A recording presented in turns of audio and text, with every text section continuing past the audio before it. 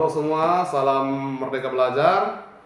Hari ini saya melakukan kegiatan pra-observasi di mana untuk melengkapi tugas saya pada modul 23 melakukan aksi nyata. Saya adalah calon guru penggerak angkatan 11 dari Kabupaten Tabuk Utara, dan saya akan melakukan kegiatan coaching hari ini bersama rekan guru atau rekan sejawat dari sekolah saya. Selamat pagi Pak. Ya, selamat pagi Pak. Bagaimana kabar Bapak hari ini? Baik, siap Pak. Kalau boleh Pak, izin saya melakukan kegiatan coaching atau pertama itu kegiatan pra-observasi yang saya pilih sebagai rekan sejawat Bapak sendiri. Ya. Jadi kalau boleh Pak, perkenalkan dirinya Pak. Ya, baik.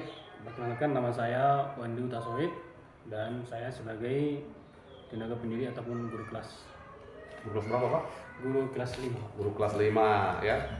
Jadi sebenarnya Pak, dalam kegiatan coaching ini pra-observasi ini saya banyak bertanya terhadap Bapak, yaitu terkait dengan ada itu tahapannya pra-observasi, observasi dan pasca observasi. Jadi kita sekarang ini pra-observasi ya Pak ya.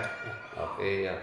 Nah selanjutnya Pak, saya mau bertanya terhadap Bapak tentang apa kegiatan yang akan Bapak berikan nanti atau yang Bapak lakukan nanti dalam tahap observasi. Tentunya itu pasti terkait dengan modul ajar ya Pak ya. Ya. Nah, jadi yang Bapak pilih itu untuk tujuan pembelajaran seperti apa kira-kira Pak? Oh ya, baik. Seperti yang sudah saya susun dalam modul saya dalam materi perkalian bilangan desimal Pak. Jadi dengan tujuan pembelajaran yang telah saya rancang. Yang pertama, ada tempat tujuan pembelajaran. Yang pertama, memahami arti perkalian desimal dan cara menghitungnya serta mampu menggunakannya dengan tepat. Yang kedua, memahami arti perkalian jika pengali adalah bilangan desimal. Yang ketiga, menjelaskan cara menghitung perkalian desimal dan mampu menghitung perkalian desimal. Keempat, memahami bahwa hukum pertukaran asosiatif dan distributif yang sama berlaku untuk perkalian desimal dengan perkalian bilangan bulat. Oke, baik Pak. Tadi udah Bapak jelaskan ya tentang tujuan pembelajaran yang Bapak sampaikan atau materi pembelajaran yang Bapak ingin sampaikan dalam modul ajar Bapak terhadap kelas Bapak ya tadi antara murid kelas 5 ya. Nah, selanjutnya Pak, saya mau bertanya ini Pak, kira-kira hal-hal apa saja yang ingin Bapak kembangkan terhadap pembelajaran bagi murid di kelas Bapak sehingga nanti selanjutnya di waktu observasi yang itu saya dapat melihat lebih jelas sebagai observer nanti Pak. Nah, kira-kira seperti Pak, bagaimana Pak? Oh ya, dalam lewat dalam pembelajaran ini nantinya hal yang ingin Bapak kembangkan, saya sendiri kembangkan. Yang pertama itu adalah minat belajar peserta didik. Ya, belajar. Yang kedua, mengembangkan mentalitas peserta didik dalam nanti ya melalui kegiatan kelompok nantinya.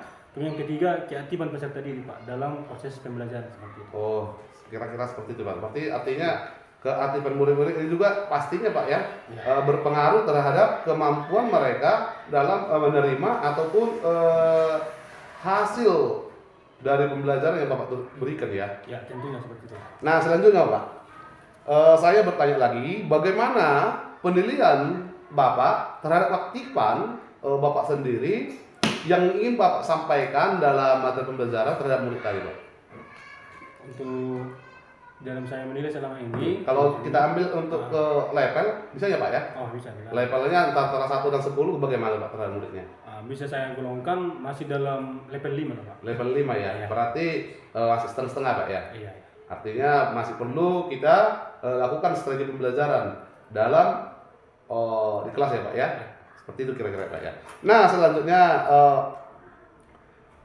jika hal yang kita lakukan ini, kegiatan observasi ini berhasil ataupun kegiatan coaching ini berhasil nantinya dan pembelajaran terhadap Bapak juga, hal-hal apa yang Bapak ingin harapkan selanjutnya Pak kira-kira? Yang saya harapkan dalam nanti setelah pembelajaran coaching ini nanti berhasil, Ya. minat belajar peserta didik itu meningkat. Meningkat ya Pak. Nah, yang Berarti tadinya level yang tadi yang sebelumnya 5 menjadi Ya. kira-kira Kalau saya harapkan 8, kalau mungkin kalau bisa 9 lagi. 9 ya Pak ya, berarti ada peningkatan yang signifikan. Ya. Selanjutnya Pak, dalam tahapan ini pastinya sudah Bapak persiapkan ya Pak ya, pembelajarannya seperti yang sudah sebelum-sebelumnya sudah Bapak persiapkan. Sudah Pak, sudah. Tentang bagaimana itu Pak? Ya, saya sudah persiapkan mengenai perangkat ajar ataupun modul ajar, mengenai seperti RPP, kemudian media pembelajaran, seperti menggunakan nanti fokus nanti dan media nanti menggunakan asesmen nanti dalam proses pembelajaran. Terus juga ada peraganya ya Pak ya, Ya. yang menggunakan sumber aset yang berada di sekolah kita ya Pak ya. Ya. Nah selanjutnya kapan itu akan Bapak laksanakan? Ya, saya akan melaksanakannya nanti minggu depan Pak. Minggu depan ya, Ya. untuk persiapan sebelumnya ya Pak ya. Ya. Oke Pak, baik. Nah kira-kira setelah pembelajaran Bapak tuh udah dapat nggak Pak sebelumnya? Seperti Strategi kira-kira bagaimana itu Uh-uh. untuk penerapannya selanjutnya itu? Ya, strategi yang saya persiapkan yang pertama saya menggunakan modul pembelajaran problem based learning Pak, PBL, berbasis masalah kan. Ya. Nanti strategi pembelajarannya di kelas nanti juga menggunakan seperti strategi yang pertama ceramah dulu. Ya.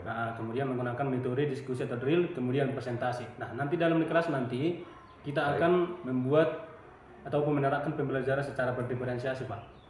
Atau pembelajaran yang berpihak kepada murid.